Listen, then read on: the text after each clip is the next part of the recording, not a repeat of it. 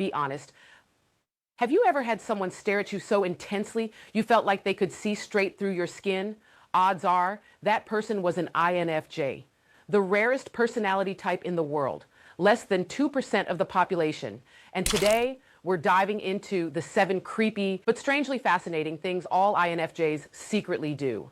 By the end of this video, you'll not only know these eerie INFJ habits, you'll actually see how they come from the same wiring that makes INFJs natural visionaries, healers, and sometimes, let's be honest, total enigmas.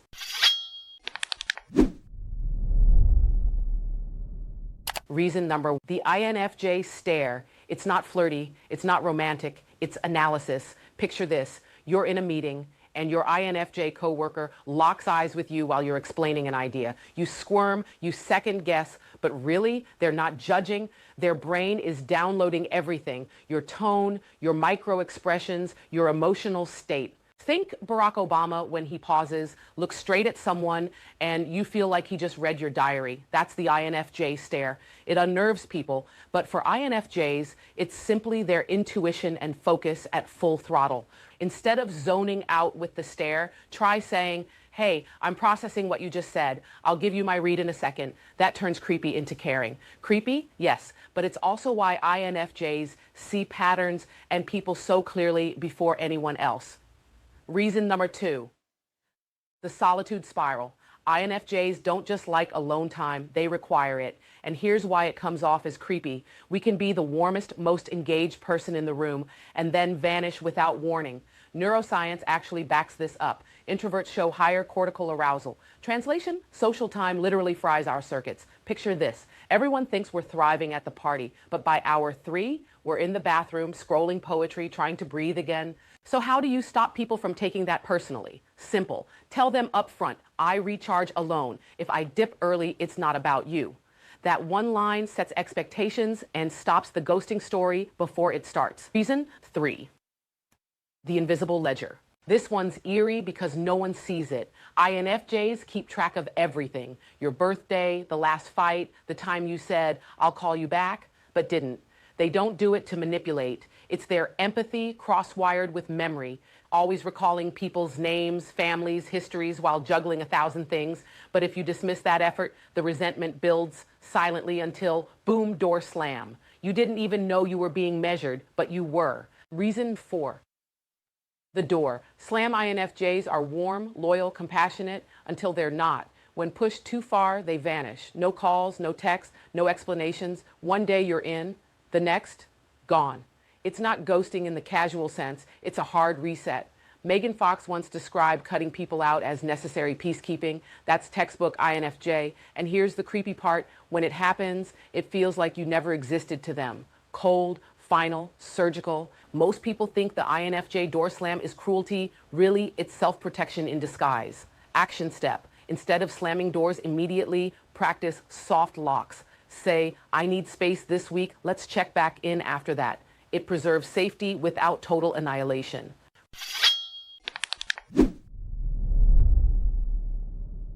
Reason 5, the spiral into obsession. Normally calm and thoughtful, but under stress, INFJs flip. Their inferior function, extroverted sensing, takes over, and suddenly the Zen counselor is binge shopping at 2 a.m., stress eating DoorDash, or deep diving conspiracy theories. Remember when Kanye West went from thoughtful lyricist to chaotic Twitter meltdowns? That's an exaggerated INFJ C-grip energy. To outsiders, it's creepy because it feels like possession. Who is this person? But for INFJs, it's just what happens when too much bottled stress finally leaks out. Schedule one ritual a week that has no purpose. Tell your brain, this is my recharge hour. Reason number 6, the emotional ventriloquist. INFJs don't just empathize with you, they become you. Research on mirror neurons and high affective empathy shows that some people literally feel another person's emotions in their body. INFJs are notorious for this. Creepy? Imagine you're venting about your breakup and your INFJ friend suddenly tenses their jaw and says, "You're not just sad, you're angry he betrayed your trust." They're not guessing, they felt it before you did. It unnerves people because it feels like mind reading, when in reality it's their emotional radar hijacking your signals.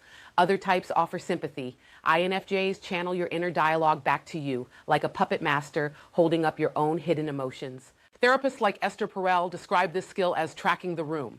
But imagine it outside therapy, on a date, or at work. Suddenly it feels invasive. Reframe, say, I might be projecting. Does this land for you? This keeps your gift from feeling like a violation. Reason number 7. The disappearing double life INFJs often create shadow identities that no one knows about. This comes from what psychologists call compartmentalization.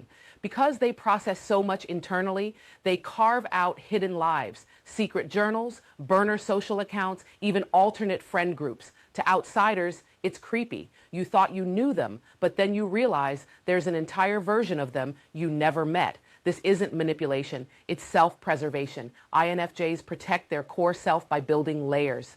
The creepy part, they can vanish from one identity, job, friendship circle, online presence, and reappear fully alive in another, like they've been rehearsing a parallel life the whole time. Think Donald Glover, Childish Gambino, comedian, writer, actor, rapper, whole different personas coexisting. That's INFJ energy. You only get the mask they've chosen until one day they flip it and reveal another world.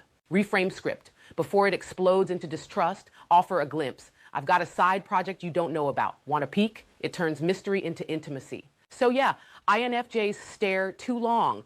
They keep ledgers you didn't know about. They drop people like a CEO firing an employee. They obsess, they spiral, they vanish. Creepy? Maybe. But every one of those habits comes from the same wiring that makes them powerful: deep intuition, fierce empathy, and a relentless sense of purpose. If you're an INFJ, stop apologizing for your intensity. Learn to set boundaries before you need the door slam. If you love an INFJ, don't get spooked. Learn to respect their quirks, and you'll get loyalty most people only dream of. So what do you do if these 7 creepy INFJ traits feel uncomfortably familiar? You reframe them. Staring becomes listening. Emotional ventriloquism becomes validation. Door slams become boundaries. Double lives become creative outlets. Purpose obsession becomes direction. Perfectionism becomes iteration. Solitude becomes self-care. If people admire, then ghost you. It's not proof you're unlovable. It's proof your intensity needs context. Action steps. 1. Pick one reframe script from this video and test it in your next conversation. Number 2, journal which of these 7 habits shows up most in your relationships. Number 3, share this with a friend who always wondered why you're both magnetic and misunderstood. Your turn, which of these creepy INFJ traits do you relate to most? Drop it in the comments. I'll be replying. And if you want to stop the cycle of being admired and then abandoned, binge the rest of the INFJ series. Subscribe, turn on notifications, and if you want the full deep dive into my own INFJ journey, check out my book, The 2 a.m. Code. Because being INFJ isn't about being creepy, it's about being conscious. And when you own the shadow, you stop scaring people away and start attracting the ones who get it.